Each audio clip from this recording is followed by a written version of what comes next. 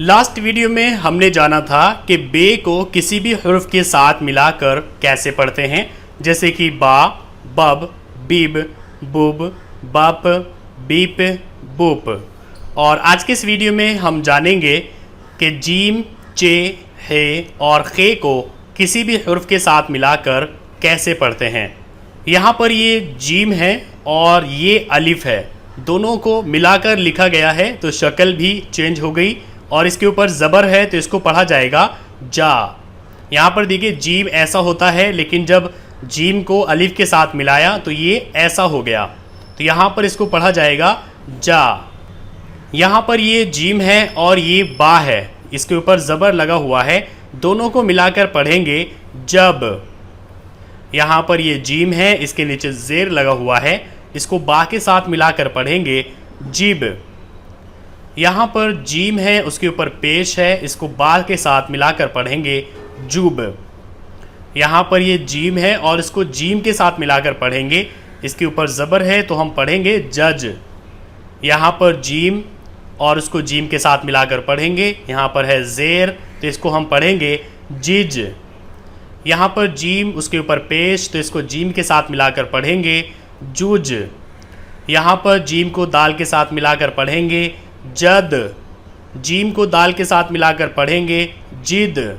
Gym को दाल के साथ मिलाकर पेश लगाकर पढ़ेंगे जुद। यहाँ पर ये है खा।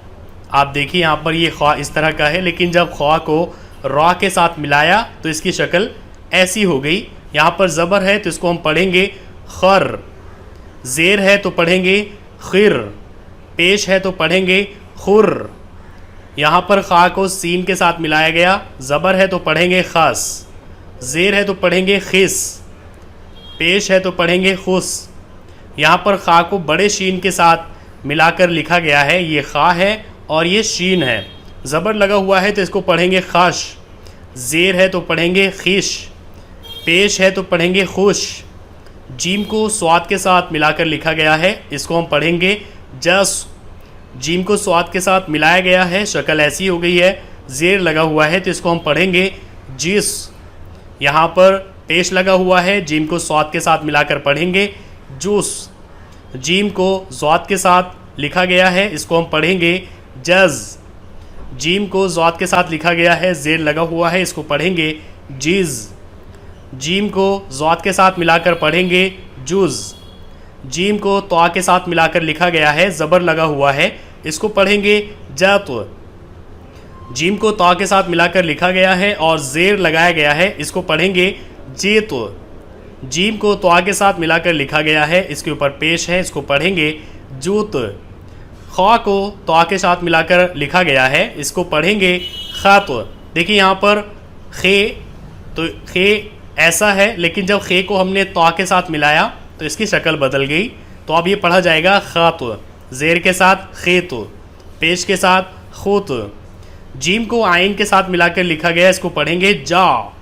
जीम को आइन के साथ मिलाकर लिखा गया है, ज़ेर लगाया गया है, इसको पढ़ेंगे जी। जीम और आइन को मिलाकर लिखा गया है, इसके ऊपर पेश है तो इसको पढ़ेंगे जो।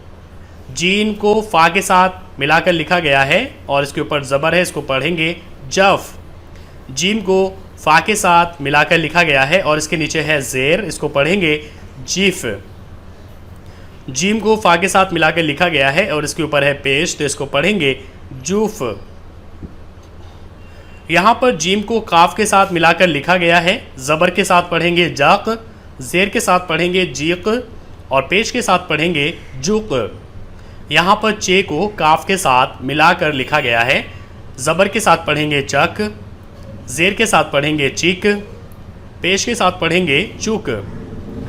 चे को लाम के साथ मिलाकर लिखा गया है। चे देखने में ऐसा होता है, लेकिन जब इसको लाम के साथ मिलाया तो इसकी शक्ल ऐसी हो गई। ज़बर के साथ पढ़ेंगे चल। ज़ेर के साथ पढ़ेंगे चिल। पेश के साथ पढ़ेंगे चुल। यहाँ पर खा को मीम के साथ मिलाया गया है, ज़बर के साथ पढ़ेंगे खम। ज़ेर के साथ पढ़ेंगे खिम। पेश के साथ पढ़ेंगे खुम। खा को नून के साथ मिलाया गया है, ज़बर के साथ पढ़ेंगे खन। ज़ेर के साथ पढ़ेंगे खिन। पेश के साथ पढ़ेंगे खुन। जीम को हा के साथ मिलाया गया है, इसको ज़बर के साथ पढ़ेंगे जाह। ज़ेर के साथ पढ़ेंगे जी, पेश के साथ पढ़ेंगे जू। तो इस कायदा नंबर 9 में आपको बस 2 चीज़ें समझनी है, ध्यान में रखनी है कि जीम, चे, हे और खे को जब किसी हुर्फ के साथ मिलाकर लिखा जाता है तो वहाँ पर शक्ल चेंज हो जाती है और शक्ल देखने में कुछ ऐसी होती है और साथ ही आवाज़ भी बदल जाती है। आवाज़ जीम की बजाय जा, जब, जिब, जुब, जज इस तरह से हो जाती है। तो यहाँ पर इसको हम एक बार पढ़ लेते हैं।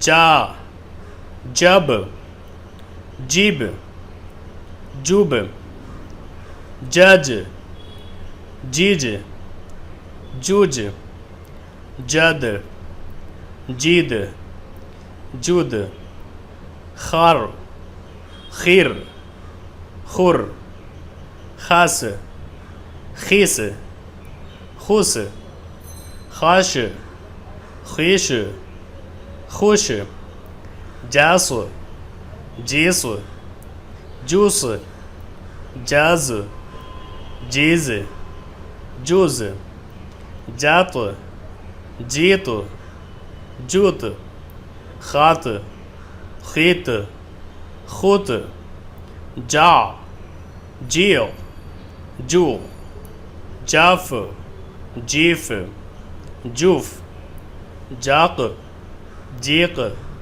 जूक, चक, चिक, चुक, चल, चिल, चुल, खम, खीम, खुम, खन, खीन, खुन, जाह, जी, जू।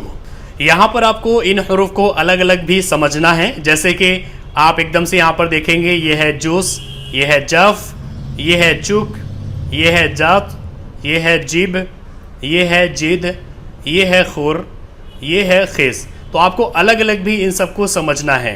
तो आप इसकी इतनी प्रैक्टिस कीजिए कि ये आपके दिमाग में अच्छी तरह से बैठ जाए और कहीं भी अगर जीम, चे, हे और खे आता है तो आप आसानी के साथ उसको पहचान जाओ कि ये जीम है, चे है, हे है या खे है, और फिर आप उसको आसानी के साथ पढ़ भी सको कि इसको मिलाकर कैसे पढ़ते हैं।